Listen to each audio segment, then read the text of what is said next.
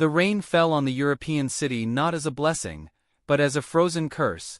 It lashed Fadumo's face, trickling in thin streams down her temples, mingling with the tears she stubbornly refused to let fall. Each drop was a reminder of the dampness that now inhabited her bones, a cold different from the relentless, yet familiar, sun of her Somalia. In her arms Ayan, her 3-year-old son, slept restlessly, wrapped in a thin blanket already soaked at the edges. The small body was a sweet and agonizing weight, a constant reminder that she couldn't give up, even when every muscle screamed for surrender. She walked aimlessly, her feet numb inside her wet shoes, whose soles were already coming apart. The city was a labyrinth of blurred lights and hostile sounds. The noise of the cars was a constant roar, the clinking of the trams a sudden fright. People passed by her, anonymous faces wrapped in expensive coats, their gazes gliding over her huddled figure without truly seeing her. She was a ghost, a damp, invisible shadow in the urban landscape. Fadumo closed his eyes for a second, and the memory of the refugee camp came like a painful flash.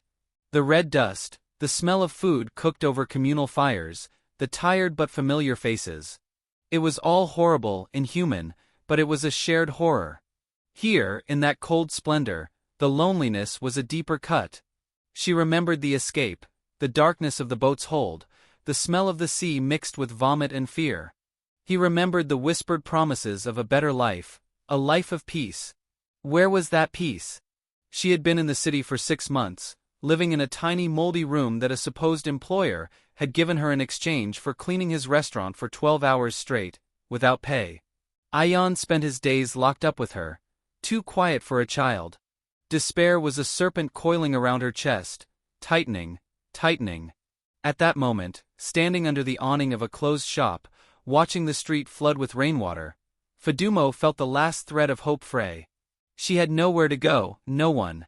Hunger was a dull ache in her stomach, and the muffled cries of Ayan, now waking up cold, were the soundtrack to her failure. She moved away from the awning, plunging back into the curtain of rain. She walked for the sake of walking, because stopping meant freezing, and freezing meant dying. Her steps led her to a bridge, and she looked at the dark, raging river below. For a moment, that silent emptiness seemed more welcoming than the noisy world behind her. It was then that Ayan let out a wet sneeze and buried her face in her neck, her fragile warmth a beacon in that inner darkness. She squeezed him tighter, pulling back from the edge. No. Not yet. She stepped off the bridge and into a more residential neighborhood, with tall houses and brightly lit windows, each a small, normal life she would never know. That's when she saw it. A tiny flower, a yellow rosebud, stubbornly growing in a cracked, soaked, yet resilient, flowerbed on the sidewalk. That small sign of unexpected beauty brought a new kind of tear welling up in her eyes. It wasn't time to give up. Not yet. She kept walking, now with a vague purpose, to find shelter, any shelter. And then, as she turned a corner, she almost stumbled upon the dark silhouette of a man lying on the sidewalk, half leaning against a wall, the rain beating mercilessly against his pale face. The man wasn't old, perhaps in his 50s, but at that moment, soaked and motionless, he seemed as fragile as a bird with a broken wing.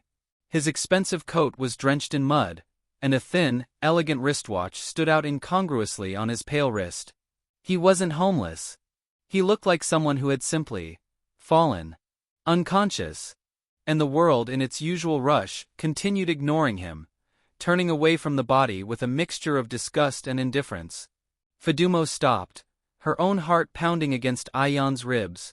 Instinct pulled her back. It was dangerous. He could be a drunkard, a sick man, a madman. Getting involved could bring problems she, in her precarious position, couldn't even imagine. Ayan, sensing her mother's hesitation, made a small noise of concern. "Sure, my love," she whispered, calming him more to calm herself. She took a step to move forward, but her feet seemed rooted to the concrete. The image of that yellow rose, resilient in the rain, crossed her mind. She looked at the man's face. There was no aggression there, only a frightening pallor, a complete vulnerability. It was the face of a father, a brother, a human being. And he was alone, just like her. In that instant, the line separating the desperate refugee from the person who could offer help dissolved. She was not just Fadumo, the undocumented Somali. She was Fadumo, a woman. And a woman saw another person suffering. With a sigh that came from the depths of her soul, she knelt, shielding Ayan with her body, and lightly touched the man's shoulder. Sir? Sir, are you all right? Her voice was a whisper, muffled by the sound of the rain. There was no answer. Her fear intensified. Was he dead? She placed 2 fingers on his neck, a gesture she had learned in times of war, and felt a weak but steady pulse. Relief, followed by panic. What to do? She looked around. The streets were practically empty. There was no one to help. She had no phone. She couldn't afford an ambulance, and the idea of authorities terrified her. They could ask for her documents, they could take Ayan away from her. The risk was monumental. But leave him there to die? Her own humanity rebelled against the idea. She remembered her grandmother in Mogadishu saying, "The greatest jihad, my daughter, is the battle against the hardness of one's own heart." Her heart was becoming hard and fearful. She wouldn't allow it. Deciding, she stood up. With a strength she didn't know she possessed, she dragged the man, who was heavy and inert, under the awning of a nearby shop, away from the direct rain. He groaned softly. Ayan, frightened, began to cry. "It's all right, my love, it's all right," she hummed, wrapping him more tightly in the damp blanket, and settling him in a safe corner. Then she turned her attention to the man. She took off her own shawl, the only truly warm piece of fabric she possessed, and placed it over her chest. With trembling hands, she unbuttoned the collar of the man's wet shirt, trying to help him breathe better. He was cold, very cold. She rubbed his hands, his arms, trying to generate warmth through friction. "Please wake up," she whispered in Somali. "Please don't die." She didn't know how long she stayed there, kneeling on the cold concrete, rubbing a stranger's hands, humming to her son and praying in her native tongue for a miracle. The rain began to lessen into a fine drizzle. Suddenly, the man's eyes opened. They were a light blue, clouded with confusion and pain. He stared at Fadumo, his thin face determined, his eyes full of genuine concern. He tried to speak, but only a hoarse whisper came out. Fadumo took the nearly empty plastic water bottle she carried for Ayan, and poured a few precious drops onto his lips. The man drank with difficulty, and a flash of awareness returned to his gaze. He looked at the colorful shawl on his chest, at the exhausted woman at his feet, at the child whimpering in the corner. Something in his rigid face softened. He tried to stand, but faltered. Fadumo held him. "Slowly," she said in her hesitant English. At that moment, the headlights of a car illuminated the scene. A taxi. It was a signal. Fadumo, with fierce determination, stood up and ran into the street, waving desperately. The taxi stopped. The driver, a middle-aged man with a skeptical expression, looked at the scene. "He needs a hospital," Fadumo said pleadingly. The driver hesitated, seeing her poverty. Without thinking, Fadumo grabbed the only valuable thing she had. A small silver pendant, a memento from her mother, which she wore hidden under her clothes. She took it off and held it out to the driver. "Please," she pleaded, her tears finally breaking the dam. "Take him." The driver looked at the pendant, at the well-dressed man on the ground, and at Fadumo's desperate face. He nodded. Between her efforts and the driver's reluctant help, they managed to get the man into the back seat of the taxi. Before closing the door, the man, now more lucid, grasped Fadumo's hand. His blue eyes pierced hers. "Thank you," he whispered, his voice a little stronger. He seemed to want to say more, but the driver was already behind the wheel. Fadumo stepped back, holding Ayan, watching the taxi disappear into the damp night. She stood on the sidewalk, without her shawl, without her pendant, and with her heart pounding erratically. Had she done the right thing? Only time would tell. The cold of the night seemed to penetrate her more deeply than ever before. The night that followed was the longest of Fadumo's life. Without her shawl, the cold felt like a blade against her skin. She had found shelter in the entrance of a church, in a deep recess that offered some protection from the wind, but not from the dampness rising from the stone floor. Ayan, exhausted, had fallen asleep again, but his sleep was restless, and he coughed occasionally, a sound that cut Fadumo's heart like a knife. Each cough was a reminder of her failure as a mother, of her inability to provide the basics: a roof, warmth, security. She spent the night awake, embracing her son, trying to transfer all the warmth of her body to his, rubbing his back and humming Somali lullabies that spoke of warm nights and bright stars, a cruel contrast to her reality. Her mind wouldn't stop. She relived every second of the encounter with the man. The paleness of his face, the weight of his body, the icy touch of his hand. She wondered if he was all right, if he had arrived at the hospital in time. And then, fear began to set in. What if he died? What if he said she had stolen from him? After all, his pendant was now with the taxi driver. The man could accuse her of anything. The authorities could come looking for her. Anxiety was a lump in her throat. She could barely breathe. The small act of kindness now seemed like a death sentence, a catastrophe about to befall her already fragile life. She looked at her hands, still aching from the effort of dragging him. In the darkness, they looked like the hands of a stranger. She had extended them, against all instinct for self-preservation, and now she would reap the consequences. Dawn arrived slowly and gray. The rain had stopped, but the sky remained heavy, the color of steel. Ayan woke up feverish, his face hot against her neck. The urgent need now was medicine, something to bring down the fever. With her body aching and her soul exhausted, Fadumo stood up. Her legs trembled with weakness and hunger. She had a few coins, perhaps enough for tea and bread, but not for medicine. She began walking towards the city center, where she might find a pharmacy with a compassionate pharmacist, or a charity that distributed aid. The world seemed different that morning. Every policeman she saw was a potential threat. Every lingering gaze made her shrink. She felt marked, as if her good deed had placed her under a dangerous spotlight. As she walked, her eyes scanned the streets, not for hope, but for danger.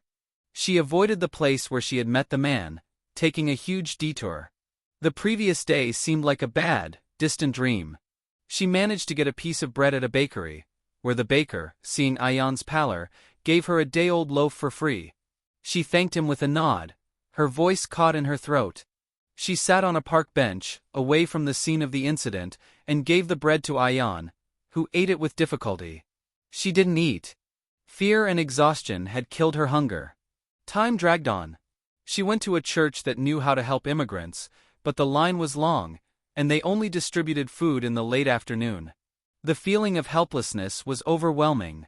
Then, in the early afternoon, with the sun trying to pierce the clouds, she decided to return to the area where it had all happened. She didn't know why. Perhaps it was a way to confront her fears, to confirm that the danger was real, or perhaps a tiny, irrational, stubborn hope that something good might have sprouted from that terrible situation. She approached the awning where she had taken shelter. It was empty, just a puddle of dirty water on the ground. Nothing had changed. The relief was bittersweet. She was safe, but she was also alone and miserable as before. Ayan coughed heavily, and she pressed him against her chest. It was time to go. Perhaps try to return to the restaurant, beg for her job back, accept any humiliation. She turned to leave, her heart heavy as lead. And that's when she saw him. Standing across the street, exactly where she had found him fallen, was the man. He was standing, dressed in an impeccable gray suit, leaning on an elegant cane. His face was flushed, his blue eyes, now vivid and intense, sweeping the street. And then, they met hers. The world seemed to have stopped. The noise of the traffic, the voices of the people, everything turned into a distant hum. Fadumo stood paralyzed, her feet glued to the concrete. Instinct screamed at her to run, to disappear into the crowd, to protect Ayan from the danger that imposing figure represented. But it was too late. The man's eyes didn't convey anger or accusation. They conveyed relief. A deep, incredulous relief. He raised a hand, not as a threat, but as a gesture to ask her to wait. And then, he began to cross the street, with a clarity of purpose that contrasted sharply with the slowness imposed by his cane. Fadumo felt panic rise like a tide in her throat. She took a step back, clutching Ayan, who began to whimper, frightened by the tension in her mother's body. "No," she whispered, more to herself. The man stopped a few meters from her, his expression serious, but the corners of his mouth softened into a hint of a smile. "You," he said, his voice deeper than she remembered, laden with restrained emotion. "I spent the whole morning looking for you." Fadumo couldn't speak. She just shook her head, her eyes wide with fear. He sensed her immediate terror, and his expression softened even more. "Please don't be afraid," he said, speaking slowly, making sure she understood every word. "You saved my life." He paused, looking at her, really looking. He saw the paleness of her skin, her sunken dark eyes, her cracked lips, her trembling body beneath her thin, dirty clothes. He saw Ayan, feverish and quiet, her small, pale face. A shadow of pain crossed the man's face. "The doctor said that if I had stayed in that rain for another half hour, I would have died of hypothermia. My heart is weak." Fadumo swallowed hard. His words didn't register with her disaster-prepared brain. Saved? Was he thanking her? She opened her mouth, but only a hoarse whisper came out. "The boy. He's sick." The sentence came out without her planning it, an instinctive motherly plea that overcame all her fear. The man looked at Ayan with an expression that was both professional and deeply compassionate. "I can see that," he said. "Please come. Let me help you. Let me repay you a little for what you've done for me." He gestured toward a discreet black car parked a few meters away, with a uniformed driver waiting beside it. The sight of the luxury car made Fadumo recoil again. It was a world far removed from her own. Was it a trap? An elaborate form of kidnapping? Her distrust must have shown on her face, because the man sighed softly. "My name is Alistair Thornfield," he said. "I'm a doctor. Head of surgery at St. Matthew's Hospital. This is the only way I can begin to repay my debt to you. Please, let me examine your son." Doctor. The word echoed in Fadumo's mind. It was a profession, a title that carried a weight of authority and trust in any culture. He didn't look like a policeman or a government agent. He seemed genuine. The internal struggle was fierce. On one side, years of trauma, instinctive distrust and pure fear. On the other, Ayan's fever, her cough that worsened with each passing hour, and a tenuous thread of hope, fueled by the sincere gaze of that man. Ayan let out a groan of pain, and that was the breaking point. Tears began to roll down Fadumo's face silently. She had no choice. She had to trust. She nodded, an almost imperceptible movement. Alistair smiled, a genuine smile that reached his eyes. He gestured to the driver, who opened the back door. "We'll take him to my office. It's quicker and more discreet than the hospital," he explained as Fadumo, moving like an automaton, got into the car. The interior was warm and smelled of new leather. It was the most shocking contrast she had ever experienced. She settled into the soft seat, feeling the comfort almost as an assault on her senses. Alistair sat beside her.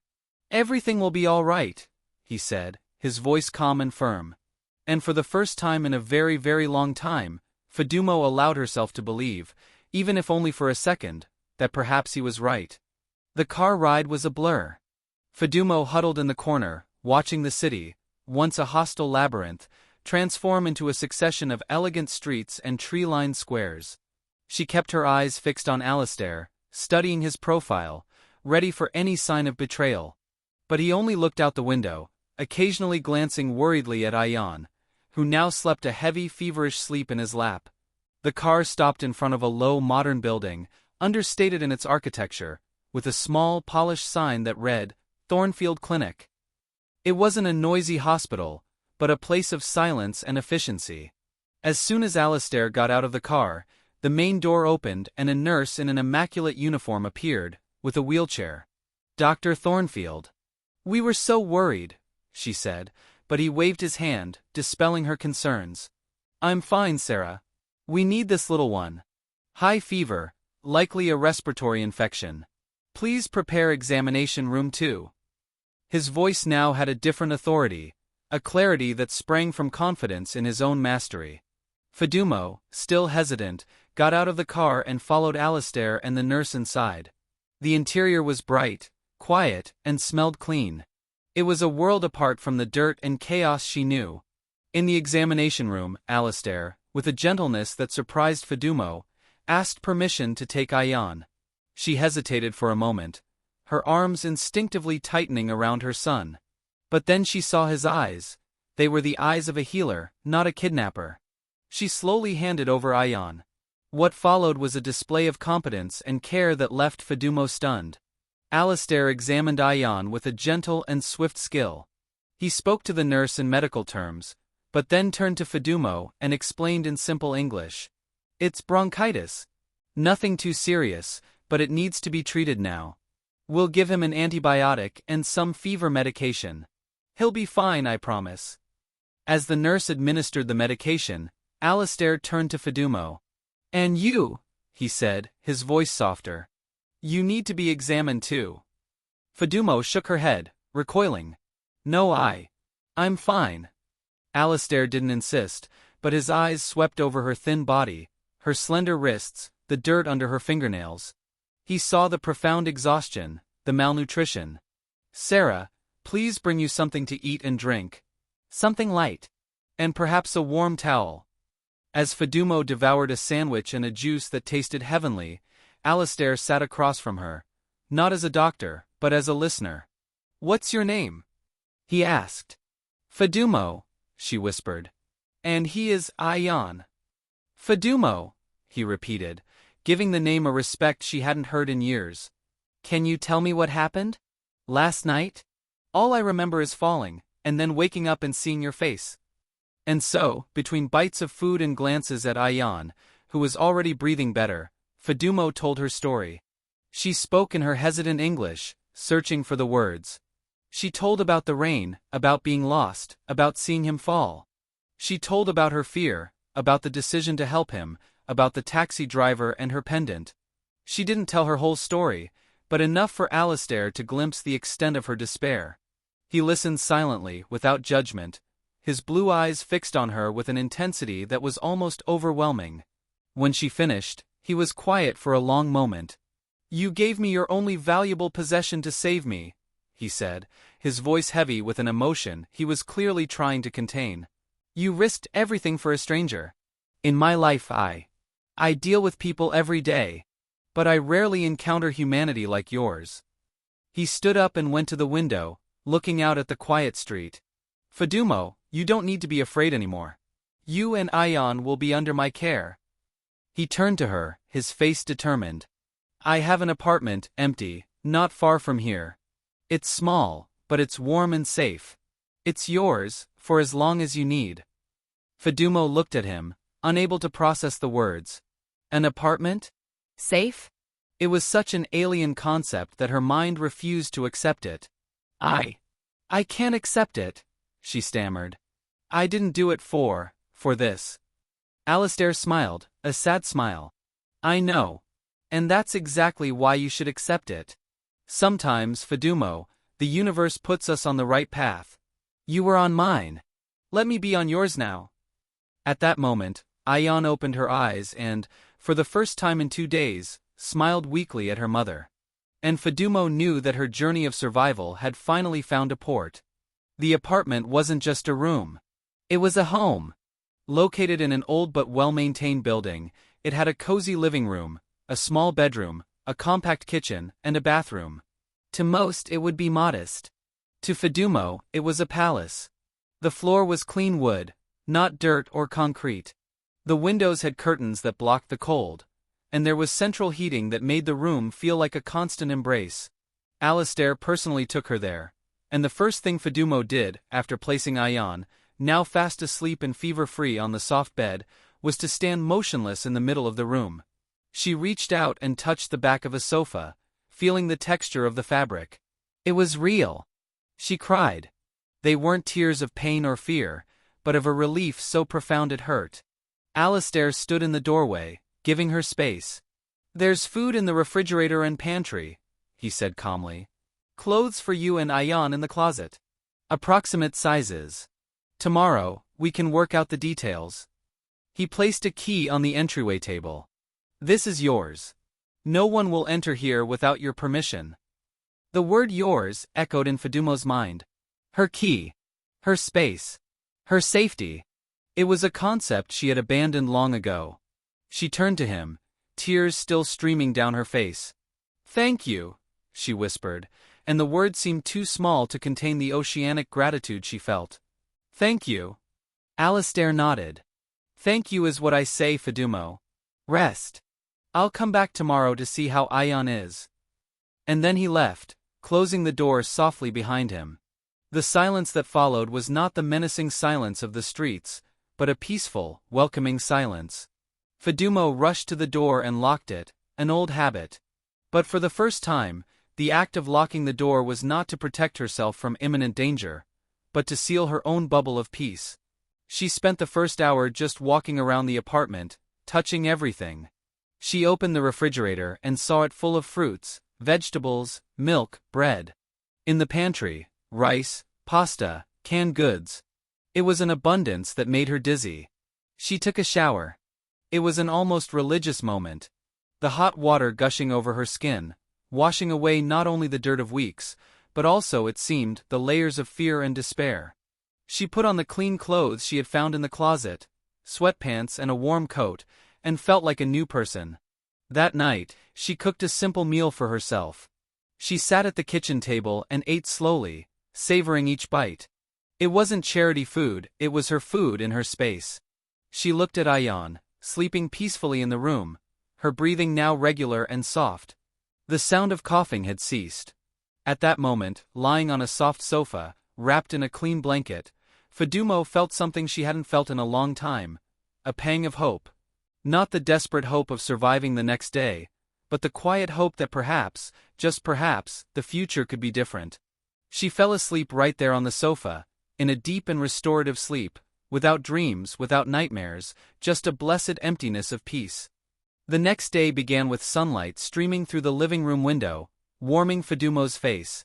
She awoke with a feeling of disorientation. For a second, the confusion around her startled her. Where was she? Then, the memory of the previous day flooded back, and a deep sigh of relief escaped her lips. Ayan was still asleep. She got up and, moving quietly, prepared breakfast. It was a simple, domestic act that filled her with a strange, tranquil happiness. Shortly after, a soft knock on the door made her shudder. It was Alistair, carrying a medical bag and a cautious smile. "May I come in?" He examined Ayan, who was now awake and visibly better, though still weak. "He's responding very well to treatment," Alistair announced, and Fedumo felt a weight she didn't even know she carried being lifted from her shoulders. As Alistair arranged his instruments, he looked at her. "Fajimo, I'd like to do more for you. The apartment is yours, for as long as you want. But I can help you find a job, if that's what you want. Or help you with the paperwork, to get asylum." Fedumo remained silent. The offer was generous, but an old anxiety surged within her. Accepting so much seemed dangerous. The debt of gratitude seemed to grow with each passing minute, becoming an insurmountable mountain. How could she ever repay him? "You've already done too much," she said, her eyes downcast. "I can't." Alistair interrupted her gently. "Fedumo, look at me." She looked up. "You don't owe me anything. Do you understand? Nothing. What I'm doing isn't payment. It's a correction. A settling of accounts with myself." There was a shadow in his eyes, an old pain that Fedumo recognized. It was a pain that went beyond the physical. "When I was a young doctor," he began, his voice lower, "I worked in a refugee camp on the border. It was many years ago. I saw hundreds of people like you every day. Tired, overwhelmed. I hardened. I developed a shell to survive that suffering." He paused, looking at his own hands. "One day, a woman, a Somali woman with a baby, approached me. The baby was very ill. She begged for help. And I was exhausted. I told her to come back the next day. She looked at me with the same eyes you looked at me on that sidewalk, full of a desperate faith in humanity." He swallowed hard. "She didn't come back the next day. I learned later that the baby died that night. And that look, her look, has haunted me my whole life. My shell, my coldness, cost me a life." Fedumo stood paralyzed, listening. Alistair raised his eyes, and they were shining. When I woke up and saw your face, Fadumo, when I saw that you, with nothing in the world, had done for a stranger what I, with all my resources, refused to do for that woman, it was as if the universe was giving me a second chance. Helping you is my way of apologizing to her, of redeeming myself. Tears streamed freely down Fadumo's face now. She understood. It wasn't just charity. It was atonement. Her accidental kindness had touched a deep wound in that man's soul, and he was healing it in the only way he knew how. The imaginary debt she felt dissolved. It wasn't a transaction. It was a human sharing. She reached out and lightly touched his arm. She would forgive you, Fadumo whispered. A mother understands exhaustion. Alistair closed his eyes, and a single tremor ran through his body. When he opened them, he felt lighter. Thank you, he said, his voice hoarse. At that moment, a connection was made that went beyond savior and saved. They were two wounded souls, united by an act of kindness in the present, which was healing the wounds of the past. The weeks that followed were the most normal, and therefore the most extraordinary, of Fadumo's life. She and Ayan established a routine. The boy recovered his health quickly, his cheeks regaining color and his energy returning, now channeled into playing with some toys Alistair had brought, instead of surviving the cold. Fadumo learned to operate all the appliances in the apartment. She cooked, cleaned, and spent hours in the nearby park with Ayan, watching him run and laugh, a sound that was the most beautiful music to her ears. Alistair visited them regularly, not as a distant benefactor, but almost as a relative. He dined with them, told stories from the hospital, and listened, fascinated, to Fadumo's stories about Somalia, about her grandmother, about life before the war. He became a constant figure, a pillar of stability. One day, he arrived with a proposal. The hospital has a daycare center for the staff, he explained. And we need someone to help with cleaning and in the kitchen. The work is honest, the pay is fair, and you can have Ayan at daycare for free. Would you like to try it? Fadumo felt a chill in her stomach. It was the real world, knocking at her door. But the fear was overcome by a new feeling: desire. A desire to be productive, to contribute, to build something with her own hands. She accepted. The first day of work was daunting. The hospital was a vast complex of corridors and people. But the other cleaning women, upon hearing her story through Alistair's benevolent whispers, were welcoming. She worked with a zeal that impressed everyone. It wasn't just a job, it was her independence, her dignity being rebuilt, brick by brick. At night, she picked up Ayan from daycare. He would come running, showing her drawings he had made, babbling new words in English and Somali. She saw the future in his eyes, a future that was no longer a distant mirage. Alistair helped her find a lawyer to handle her asylum application. For the first time, the process didn't seem like an imminent deportation sentence, but a bureaucratic path that could finally lead to a safe destination.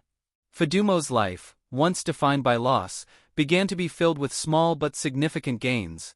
She made a friend, another woman who worked as a cleaner in Ethiopia. They drank tea together during breaks. Fadumo began to learn the local language with more confidence. She was no longer the invisible woman in the rain. She was Fadumo, Ayan's mother, the hospital worker, the woman who had an apartment and a friend named Alistair. The transformation wasn't just material, it was spiritual. The fear that haunted her gave way to a cautious confidence. The pain of the past hadn't disappeared, but it no longer defined her. She looked back and saw that rainy day not as the lowest point in her life, but as the crucial moment when everything changed. Her aimless wandering hadn't been in vain. She had, in fact, found the one person she shouldn't have found, a man whose path was irrevocably intertwined with her own, not for his downfall, but for hers and their mutual salvation. 6 months had passed. One autumn morning, under a deep blue sky and crisp air, Alistair asked Fadumo and Ayan to accompany him on a short trip. He didn't say where, only that it was important. The carriage left the city and followed country roads, between verdant hills dotted with trees with golden and red leaves. Fadumo felt a quiet curiosity. Ayan, now a talkative and lively child, pointed to the sheep in the fields. Finally, they stopped at a solitary and serene spot on a hilltop. There was a small, well-kept garden with a wooden bench, and in the center, a simple stone plaque. Alistair got out of the carriage and walked to it, and Fedumo followed, holding Ayan's hand. The plaque had a name engraved on it, Dr. Alistair Thornfield, and dates. It was his family's burial plot. Alistair stood silently for a moment, looking at the stone. "My family," he said calmly. "My wife, Eleanor, died 10 years ago. My son, David, in a car accident 5 years ago. This loneliness, that's what made me so hardened for so long. I thought I had nothing left to give to anyone." Fedumo's heart ached. She knew he carried sorrows, but not to the extent of them. He had lost everything. Just like her. He turned to her, his clear blue eyes in the sunlight. "Fedumo, you didn't just save me from hypothermia that day. You saved me from my own darkness. By reaching out to me, you reminded me how you live.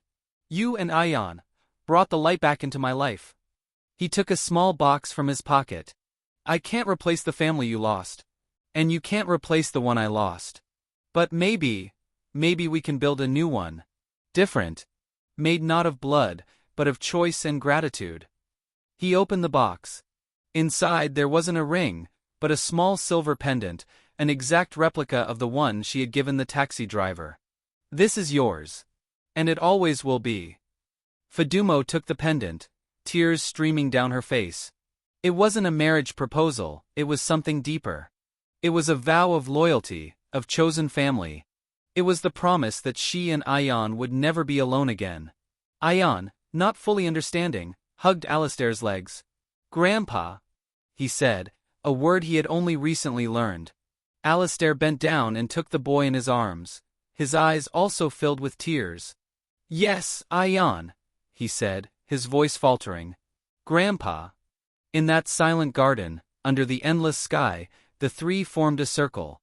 The refugee who had lost everything, the man who had lost everything, and the child who represented a new beginning for both of them. Fedumo's journey, which had begun with a desperate escape and aimless wandering, had led her, through darkness and cold, to this moment of light and warmth. She had found the man she shouldn't have found, and in that encounter, they had both found themselves. A year later, on the same day they met, a small ceremony was held in a judge's office. Fedumo, wearing a simple but elegant dress, held in her hands a document that officially recognized her as a refugee with the right to permanent residency. Ayan, in a small suit, stood quietly beside him, holding Alistair's hand. The process had been long, but Alistair's influence and testimony had been crucial. But more important than the document was what it represented, the official end of her invisibility. She was, before the law, a person. After the ceremony they went home. Alistair's house, a spacious and light-filled home on the outskirts of the city, where the three had moved a few months earlier. It was a real home, with photos of them on the walls, Ayan's toys scattered around the living room, and the smell of Fedumo's cooking filling the air. She had left her job at the hospital to manage the household and Alistair's affairs, a position that gave her the flexibility to care for Ayan and study. She was intensively learning the local language and taking a healthcare assistant course. Her own experience had inspired her to want to help others. That evening, during the celebratory dinner, Alistair made a toast.